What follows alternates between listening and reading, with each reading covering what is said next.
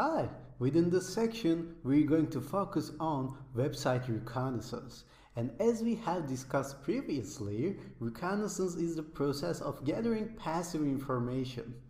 So we're going to try to gather some basic information about websites without alerting the system administrator at all. So now if you're ready, let's get started. Hi! Within this lecture, we're going to set our computer up for Metasploitable machine once more because that's what we're going to use in the web penetration testing sections. In fact, within this section, we're going to work with real websites because now we're doing just reconnaissance. We're gathering passive information in this section. But in the following sections, we're going to search for vulnerabilities and ways to exploit them, so we have to use Metasploitable. And you can think that why don't we use real website examples in order to have a hacking session? That wouldn't be practical because if we try to actually search for vulnerability within a known website without having permission, that would be illegal. Now I can set up a website with known vulnerabilities and maybe you can practice on that website, and that wouldn't be practical as well because somebody will hack into it and delete all the files and just go back and no one else would be using that website anymore. So for that purposes, we're going to use Metasploitable, and every hacker in their early career starts learning about this web penetration testing with Metasploitable, so we will be on the right track. And we can actually learn a lot of concepts, a lot of vulnerabilities and exploits using Metasploitable because they give us very good tools. So after you run Metasploitable, remember the login user is msfadmin and the password is msfadmin as well. So just come here to your Metasploitable machine and say msfadmin and msfadmin one more time, and it will start running Metasploitable for you. Now our Kali Linux is already running as well. If I run ifconfig in here, I will see this has an IP address of 10.0.2.5. Of course, both Kali Linux and Metasploitable is running on the same NAT network. So we did this before, we know how to do this. This has an IP of 10.0.2.15 and they can see each other, and we can confirm it by pinging each other from 10.0.2.5 and 10.0.2.15. So this can ping the Metasploitable machine, and also it isn't necessary at this moment, but Metasploitable can ping Kali Linux as well. So they definitely see each other. Now we are done with the setup actually, but let me run the Firefox and show you the websites that we will be working on throughout the next sections. So if you go to your browser and search for 10.0.2.5 or your own Metasploitable IP, you will see this dashboard. So Metasploitable 2 has some kind of websites built in, and we're going to be using DVWA and Matilde in this case. If you click here, it will ask you for a username, and the username is admin and the password is password. Okay? After that, it will take you to this website, and we have some sections in here like file inclusion, command execution. These are known vulnerabilities, and we get to practice them in this website thanks to the Metasploitable. But you have to come here to DVWA security, and you should change the security level to low because of course we are going to start with basics. After you submit that, you're ready to use DVWA during all the lectures. If anytime you need to restart the Metasploitable machine, then don't forget to come here to DVWA security and change it to low once again. So if you go to Matilda, this is again a website, and we will see some other vulnerabilities in this website as well, and we're going to use them in the following sections. And as I said before, we will be doing reconnaissance in this section, so we will be using the real website examples. So let's stop here and start doing that in the next lecture. Hi, within this section, we're going to focus on finding some passive information, gathering passive information, so doing reconnaissance as I explained before. So we're going to use Malt-Ego one more time like we did in the social engineering section. If you missed the social engineering section for some reason, and if you missed the usage of Malt-Ego, it really doesn't matter, because I will show you how to install it and how to use it one more time. So open your Kali Linux. You can click here to open Malt-Ego. If the Malt-Ego is not installed on your Kali Linux, you can always run apt-get install Malt-Ego C in order to get the Malt-Ego, okay? It will install it, and then you can search this within applications, or it will appear in here. You can start it by clicking on this icon. So once you open it, it will ask you for your sign up information, like create a username or a password. Please do that. If you don't do that, it won't work properly. After you do that, we're going to create our first project and start gathering information from a certain real website.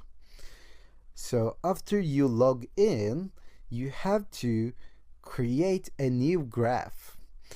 And we have seen Malt-Ego before. I'm not going to spend much time explaining it one more time, because it won't be fair to the people who watched the social engineering section. All you have to do is just click on this button and create a new graph.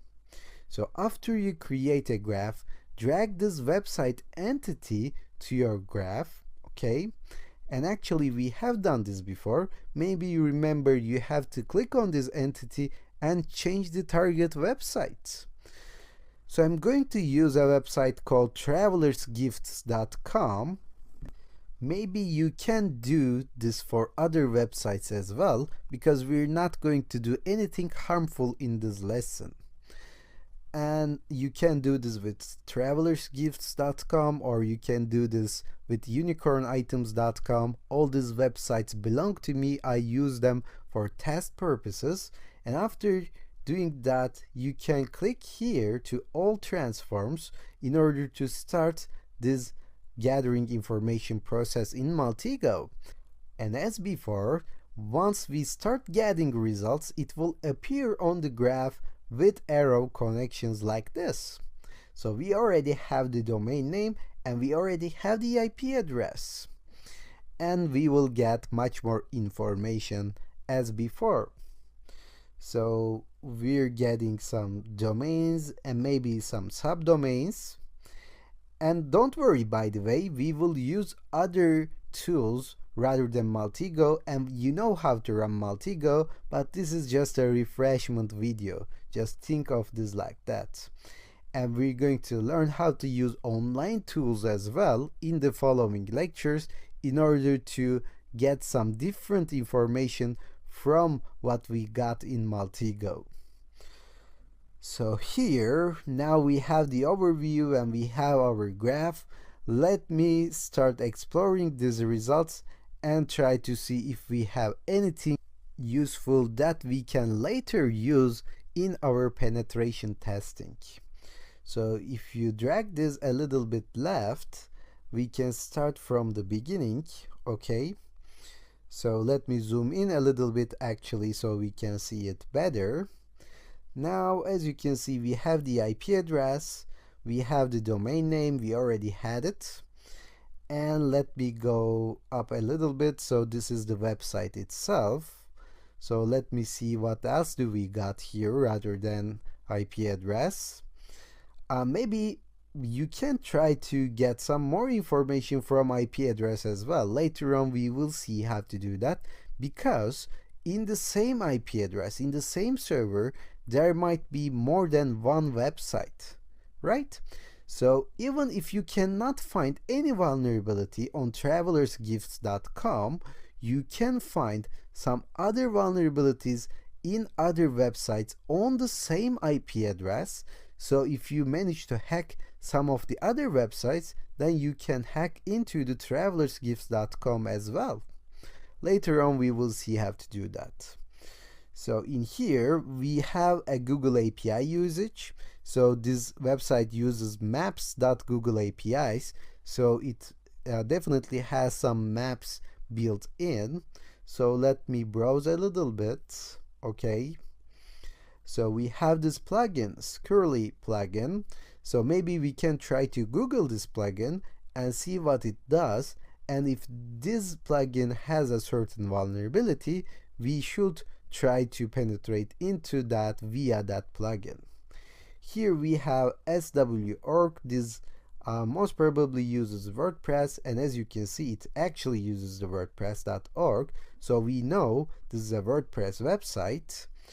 And I don't think we have any more useful information, but I believe this is enough for right now, because you know this is a WordPress and this uses some certain plugins. You can search for that. For example, if you can get the WordPress version of this website, you can search and see if WordPress has a vulnerability in that specific version. In fact, since most of the websites use WordPress, we can find a lot of databases regarding WordPress vulnerabilities online. So you can easily see which version has which vulnerabilities and how you can find an exploit for them easily by Googling it out. And hackers actually dig in WordPress. They really try hard to get into the WordPress, because right now I believe like 60 or 70% of the websites in the world uses WordPress. So we have a WordPress scan as well built in the Kali Linux, but I'm not going to deal with that. Rather, I'm going to show you what you can find online by simply Googling out the results for WordPress vulnerabilities. So let me open my Firefox browser in my Kali Linux. Of course, you can do that from your host machine as well, since we are not going to use any tools rather than online search here. So this is WordPress exploit search. And as you can see, we have millions of results. So we have an exploit database result in here, and we have a lot of exploit database results usually, and most of them are related to WordPress. As you can see, if you click on one of them, we have an injection in here in exploit database, and this is how an exploit is coded actually. And we have a lot of other WordPress vulnerabilities in here as well. You can see the details and you can see the versions related to that exploit in here. So I'm going to stop here because I just wanted to show you how you can use Multi-Ego to gather general information about a target website, and you have to do it before you go on and test some vulnerabilities and some exploits on a website. And we're going to see other ways of gathering information, other ways, other means of reconnaissance in the next lectures. Hi! Within this lecture, we're going to see the various online tools that we can use within our information gathering process. So I'm going to open my browser and I'm going to search for information gathering tools, website information gathering tools online. And don't worry, I'm going to share the names of the tools that we're going to be using, but it would be more structural if we follow a list, if we find a good information gathering tool list and just use the tools that has been supplied for us. In here, in the securityedits.com, actually we have a good list. As you can see, we have this netcraft, we have this ugetSignal, archive.org, and robots.txt. And we're going to see the usage of these various online tools. For instance, this netcraft is a very popular tool, and it has a user-friendly interface, it has a good dashboard, and it gives the general detailed information about a web hosting, and it assesses the risk factor, the vulnerabilities of that website as well. So let me open that website and show you how it's used. So if you open the netcraft and look here, it's actually netcraft.com. You can directly go to your browser and just write netcraft.com, and it will ask you to give a URL here. Okay, I'm going to search for the same website, travelersgifts.com. You can search for another website as well. This wouldn't be illegal, don't worry. We're just getting the general information open to public. So here we see the site title and the description of that website. If we go below, we can find the IP address, and we can see the netbook owner. So this website is registered to godaddy.com, and we can see the DNS admin and reverse DNS connections, reverse DNS information as well. Maybe you realize that this is a little bit detailed compared to the multi-ego. Right now we see the hosting history, for instance. If this website is hosted on different servers throughout different occasions, then we can see the logs. Here we have the netcraft risk rating. So this website has a 1 out of 10 risk, so it doesn't contain any vulnerabilities at this point, I think. So if I go down, if I scroll down a little bit, I can see the web trackers, okay, Google, Amazon, and some others are crawling this web page, and here is the information that would be useful for us. For example, this website uses PHP. So if we manage to hack into this website using any of the vulnerabilities that we will be seeing in the following lectures and sections, then it will be possible for us to run PHP code in that website to have a session back in our Kali Linux, for example. We definitely know that this PHP code will be executed on that server because this server supports PHP. So there are a lot of ways to run reverse shell codes on servers, like with PHP or Python or Bash or any other scripting languages. In this case, I would have gone with PHP for the first choice. And in here, I can see that this runs JavaScript on the client side. Okay, we have some client-side scripting frameworks like jQuery, and we have a blog in here, so it uses WordPress technology. Again, we can search for WordPress vulnerabilities if we know the WordPress version. So here we have seen that this site actually uses an e-commerce plugin as well. So this is called WooCommerce. Maybe it has some vulnerabilities. Maybe we can dig deep into that plugin as well. If we scroll down, we see the WordPress one more time. It has an RSS feed. It has some certain character encoding, of course. And I believe it's all here. So we are done with this analyzing. As you can see, it gives us much more information compared to the Multigo, at least with compared to the Multigo free version. So we can use this netcraft when we try to do reconnaissance before we go and do some pen testing. So I'm going to stop here, and within the next lecture we're going to continue seeing other online tools that I had mentioned before. Hi! Within this lecture, we're going to continue discovering the other online tools that we have found before. So the second one is ugetSignal.com. So this tool will allow us to run a reverse IP check on our website. So what does it mean? It means that we're going to be finding other domain names that are hosted on the same server with our target website. So I mentioned this before, right? So let me open it and show you how it's used. So this is yougetsignal.com, and you can directly go to your browser and just say yougetsignal.com, and it will ask you for a target website, and I will give the travelersgifts.com one more time. So it will check to see if there are other domains on the same server as well.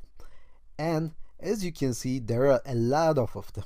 Okay, so travelersgifts.com shares their server with these domains as well. So what does it mean? As I explained before, they're on the same computer. So if we manage to hack one of these, it is possible that we can hack into the others as well.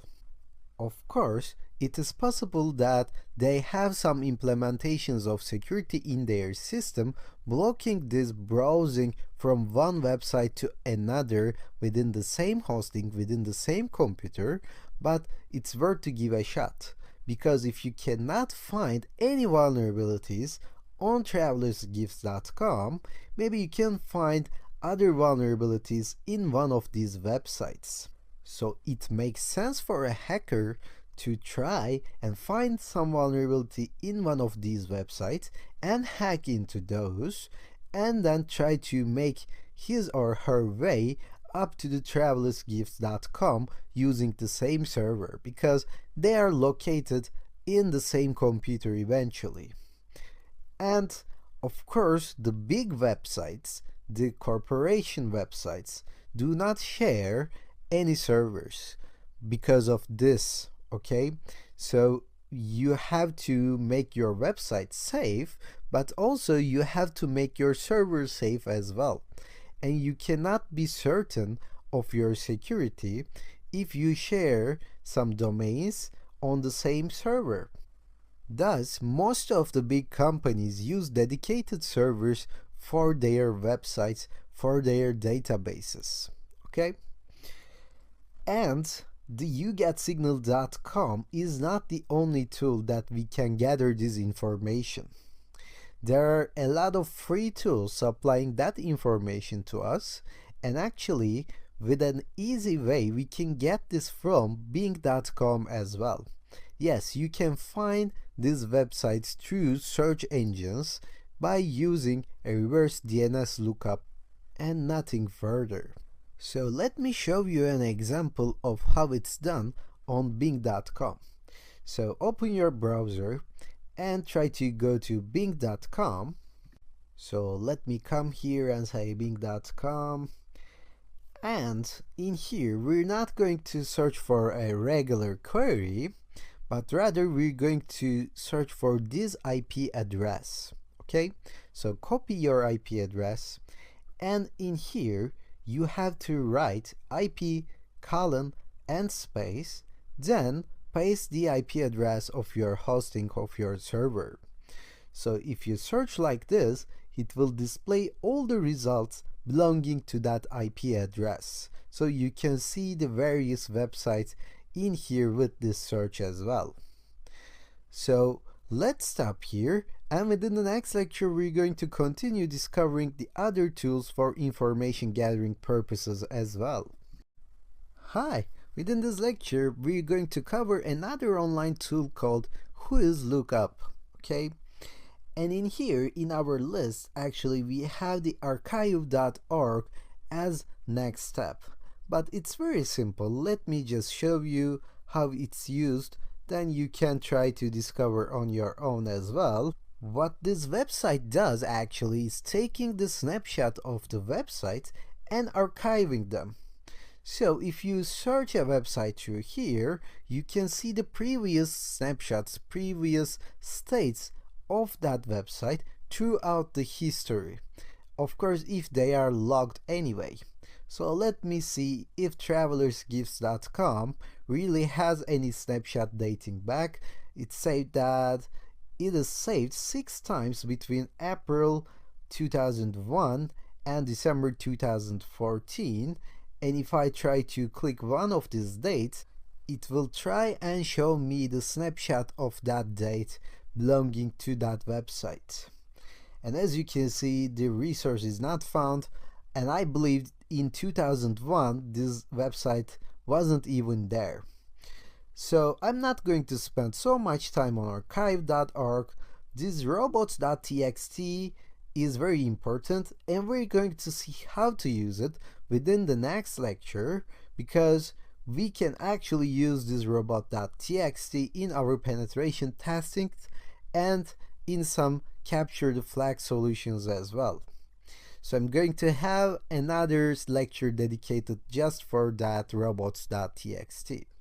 But for right now, I'm going to show you another tool called WhoIsLookup. So if you search for WhoIsLookup, you will see a lot of results. And I'm going to click on the first one. You can try other ones as well.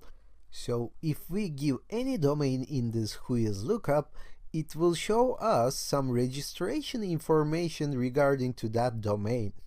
So let me show you what I mean. I believe I have to give these words as well in order to prove that I'm not a robot. And after that, it will give me some information regarding travelersgifts.com.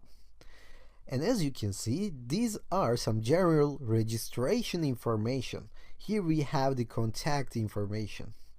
So the registration is private in this case because I made it so, but I can see that this is registered through godaddy.com, and I can gather some telephone and address information regarding this registration.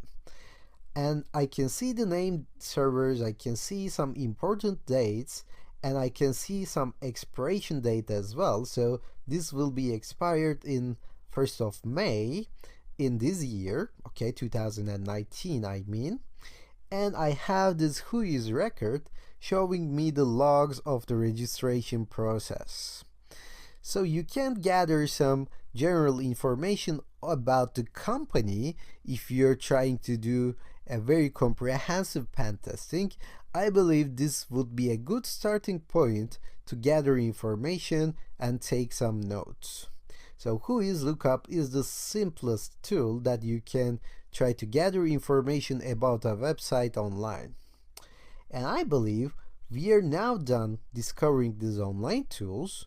Now I'm going to stop here, and within the next lecture we're going to discuss how we can use that robots.txt in order to have a good useful information to use in our penetration tests. Hi!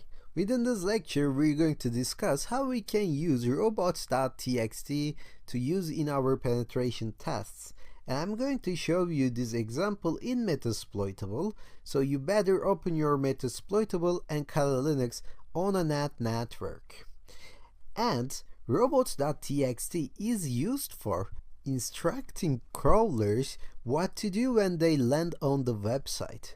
And by crawlers, I mean the crawlers the search engines or other websites use. So Google uses crawlers in the web, so they send some robots to crawl all over the web and log the web information to their database so that people can find the websites when they search in Google.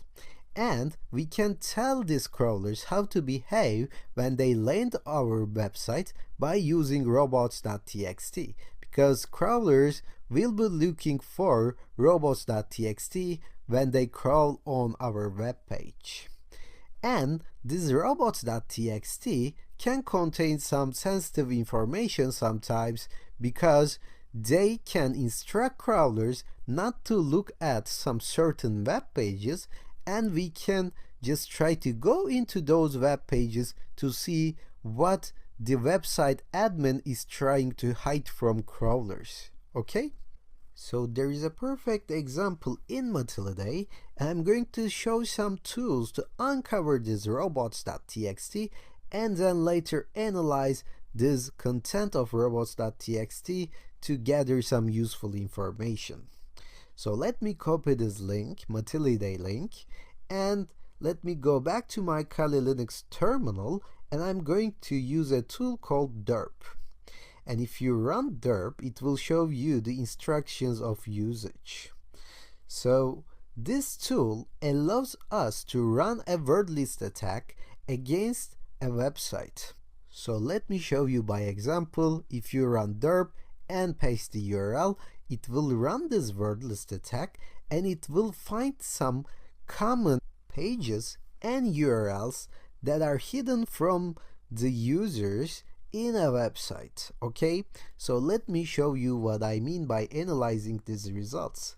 As you can see, we have something called /footer, /header, so /index, and maybe it doesn't show a way to go into these folders and files in the web page, but we can find them by searching against this word list. And as you can see, it uses this user shared derp word list common.txt in order to run this word list, and you can supply your own word list to derp as well, but I believe what we have is good enough for us because it found a lot of hidden URLs. So maybe this robots.txt is not shown on the main page, but we can see they exist in here, right? So derp is used for that purpose. I can see some login pages, I can see some notes, for example. Actually, let me open these notes and see the content if we can find anything hidden in here. Let me paste and go. As you can see, we have some usage instructions. Most probably we don't have access, we don't have any menus directing to that link in the Matildae folder, in the Matildae web page. But since we found this, we could see the content of it. So here I have php myadmin and I have robots.txt. So let me copy this robots.txt and paste it in here. Okay, so choose everything, delete everything, and say paste and go. And here we have the instructions for crawlers. It says that you cannot go to password, you cannot go to config.inc, you cannot go to JavaScript. So since admin doesn't want crawlers to go into those websites, maybe we can check to see if we can reach to those folders, if we can reach to those files, and try to get the information out of that files. And of course, if a web administrator properly configures their website, we shouldn't see them. But sometimes they miss these things, and it is easy to get this information by just running them on the URL. Okay, what do I mean? I can just take this passwords here, okay, and copy it and try to use JavaScript as well, for instance, or documentation as well, but passwords seems to be promising, so I'm going to copy this and I'm going to try and paste this at the end of this Matildae with a slash and hit enter. As you can see, it took us to a folder where I have an accounts.txt. If I click on it, I can get the admin account and the admin password. So in real life, of course, this isn't that simple. You cannot reach the admin password just by looking into robots.txt. But I have come across so many CTF challenges or so many penetration tests that actually involved usage of robots.txt. This lecture is very important for you to understand. So let me stop here. And within the next lecture, we're going to discuss how we can get the subdomains of a certain web page as well. Hi! Within this lecture, we're going to see how we can get the subdomains of a web page. And this is no different than using derp tool in order to get the hidden URLs or hidden web pages related to a certain website. But this time, we're going to search for subdomains. And this is more important in a way because sometimes people, the administrators, use subdomains in order to test some new stuff. And by subdomains, I mean like this mail.google.com, so test.google.com or maps.google.com. So this is a subdomain. As I was explaining, big companies like Google can use some test domains, subdomains like test.google.com in order to test some new features. And they generally forget to implement some security features in those test subdomains because they're not open to public yet, but we can discover them using some tools and try to hack into that website using that subdomains. And for that purpose, I'm going to use a tool called subroot.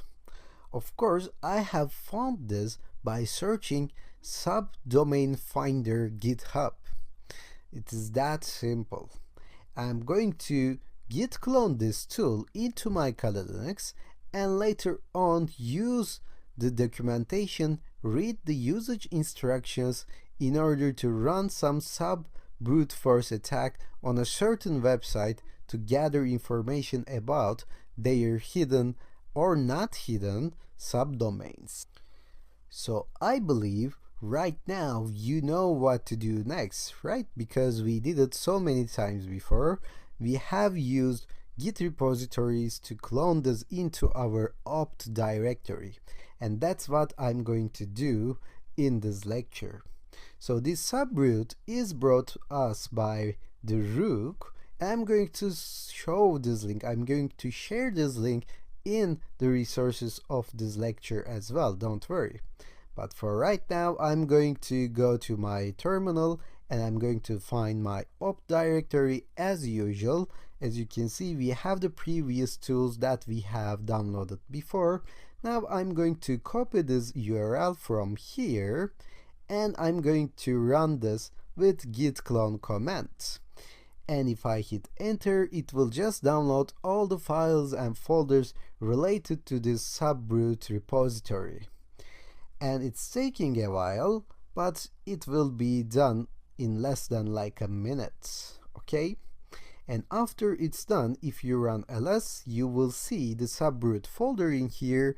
Just cd into that folder, and if you run ls, you will see the subroot.py. Some of the times you have to install the tools, and other times you can just run the subroot or any Python file. And how do you know that? You have to read the instructions, of course. As you can see, it says it is easy to use. All we have to do is just run this subroot.py and the URL that we are targeting. So we can test this with multiple domains as well. As you can see below, subroot.py, google.com, gmail.com, blogger.com.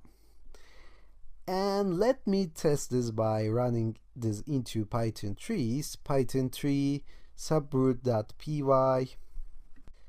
And as you can see, it actually says to use /, but I'm just going to use Python 3 because later on we're going to learn about Python and we're going to write our tools with Python, and it's easier to just stick this convention. So Python 3 subroot.py travelersgifts.com and hit enter. It may take some time before this tool starts and gather the information. If it doesn't work for you, you can always hit Ctrl+C on your keyboard and then try one more time. But I started gaining this information. I started gathering this information from travelersgifts.com, and as you can see, it started to discover some subdomains as well. So right now I have tcp.travelersgifts.com. I don't know what to do with that. Let me wait a little bit more to gather more information. And I believe we will have some more in here. Like, yeah, we have admin.travelersgifts.com, we have mail, webmail, cpanel, and other stuff as well. So we have found a way to get the subdomains out of a web page. and this can be used in various ways. You can try to go on to that subdomain, you can try to find some vulnerabilities in that subdomains as well. And up until now, we tried to gather information. We didn't do any hacking, we didn't gather any information about a vulnerability or an exploit. So we're going to stop here, and starting from the next section, we're going to focus on attacks on websites. Hi. Now within this section, you have learned how to use multi-ego, netcraft, DNS lookups, whois lookups, and robots.txt as well. You have learned how to gather subdomains with cross-checking them with word lists. Okay? Now you're ready to move on to the next section where we're going to actively discover some vulnerabilities regarding websites once more.